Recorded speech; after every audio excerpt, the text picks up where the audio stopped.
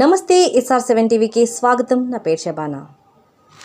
అన్నదానం గొప్ప పుణ్య కార్యక్రమం. రాష్ట్ర టీడీపీ కార్యనిర్వాహక కార్యదర్శి సుగవాసి ప్రసాద్ బాబు.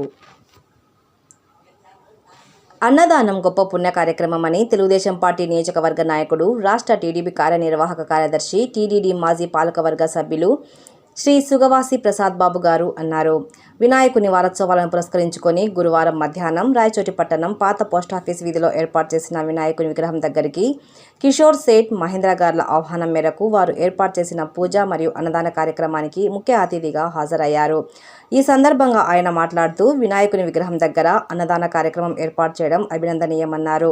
ప్రతి ఒక్కరూ భక్తిభావం అలవర్చుకొని సమాజానికి ఉపయోగపడే మంచి పనులు చేయాలని సూచించారు.